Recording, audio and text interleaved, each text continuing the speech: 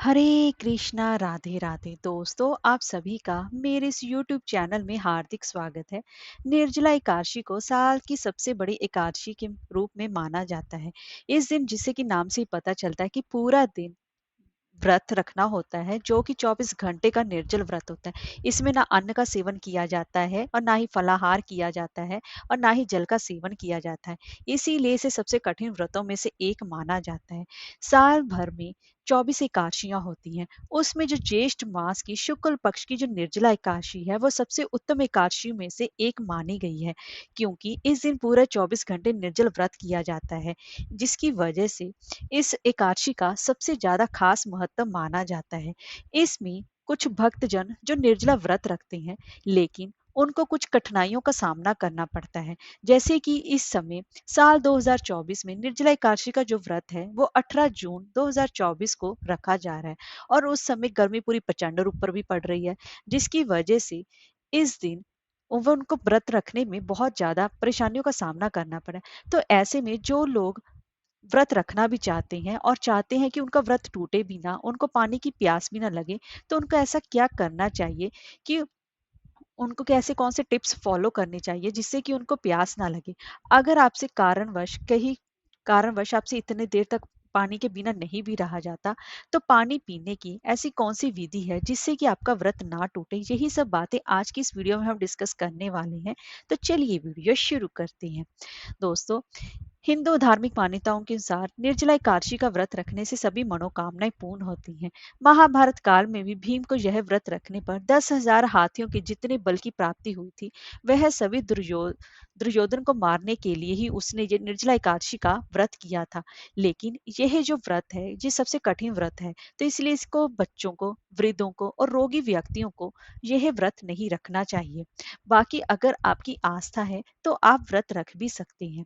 तो अब जान लेते हैं कि हमें अगर प्यास लग जाए, हमसे भूख भूख मतलब जाने की प्यास भी बर्दाश्त ना हो, तो इस दिन हमें ऐसा क्या करना चाहिए, कैसे पानी पीना चाहिए जिससे कि हमारी प्यास भी बुझ जाए और हमारे व्रत में कोई भी खंडन ना हो और हमारा जो व्रत है वो संपूर्ण भी हो।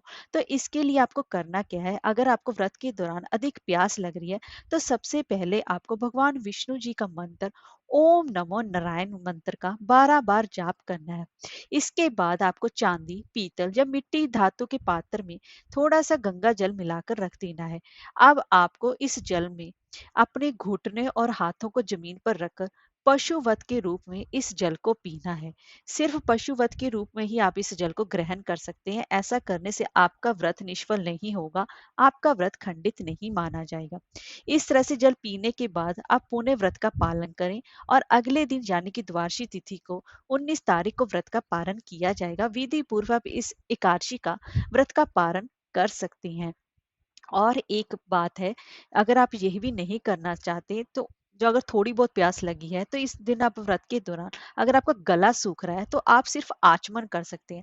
आचमन वो चीज है कि जिससे कि सिर्फ जो पानी है उसकी बूंदें सिर्फ आपके मतलब मुंह में ही जाएंगी और वो गले के नीचे नहीं उतरेंगी। अगर वो गले के नीचे उतर गई, तो फिर वो आपका व्रत खंडित माना जाएगा। इस बात का विशेष रूप से आप ध्यान रखें। इस तरीके से भी आप पानी पी सकते हैं। और इसके साथ साथ अगर आप और भी कुछ करना चाहते हैं, आपका मुंह ज्यादा सूख रहा है, तो इसके अलावा आप कुल्ला भी कर सकते हैं। कुल्ला करके तुरंत पानी को आप बाहर निकाल दें। इस पानी को आप गले के नीचे एक बूंद भी ना लेकर जाएं। अगर वो गले के नीचे एक बूंद चला गया, तो आपका व्रत खंडित माना जाएगा। ये उन लोगों के लिए ये विधि है जो पूरे 24 घंटे का निर्जला व्रत करना चाहते हैं। अगर आपकी समर्था नहीं है, तो आप जल आहार और फिर फलाहार करके भी यह व्रत कर सकते हैं। अगर आप ये सब चीजें भी नहीं करना चाहते, तो अब मैं आपको कुछ ऐसे टिप्स और ट्रिक्स बता रही हूँ कि आपको दिन भर जल की जाने की पानी की प्यास नहीं लगेगी। अब हम जो इस जिस एकादशी है, उस दिन हमें पानी भी एक बूंद नहीं ली जाती है। तो ऐसे में गर्मी का मौसम है, तो बॉडी में डिहाइड्रेशन का खतरा ज्यादा बना रहता है। तो ऐसे में आपको करना क्या है? आपको ऐसे में दिन में 2 से 3 बार नहाना है।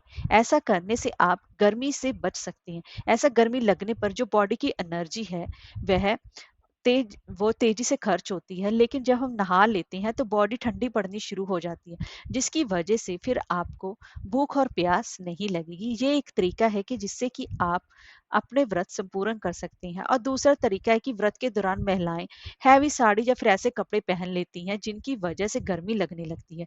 तो इसीलिए आपको इस दिन, व्रत के दिन, आपको सिर्फ कॉटन के फैब्रिक के ही कपड़े पहनने चाहिए। ऐसा करने से कि जो पसीना होगा वो सोखता रहेगा वो कपड़ा, और आप फ्री फील करेंगे, जिसकी वजह से आपको ये व्रत रखने में कोई भी ज्यादा परेशानी नहीं होगी।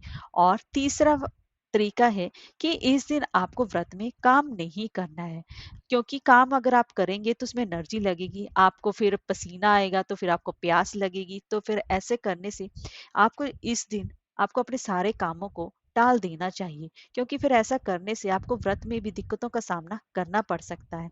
और इसके साथ साथ आप इस दिन व्रत के दौरान घर से बाहर निकलने से बचें, क्योंकि अगर आप घर से बाहर निकलेंगे फिर तो चलेंगे तो फिर आपको प्यास लगेगी।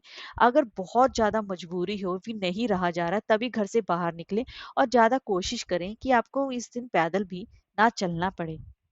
और इस एक और तरीका है कि आप जिस दिन ये व्रत रखना है, तो उससे एक दिन पहले आप पानी की मात्रा ज्यादा लें। इसमें कि आप सीजन फ्रूट जैसे तरबूज या खरबूजा भी शामिल कर सकते हैं।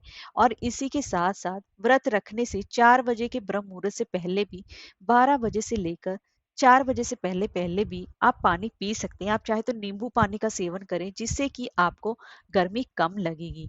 इस तरीके से आप निर्जला एकादशी का व्रत कर सकते हैं। इसमें आपको कोई भी दोष नहीं लगेगा।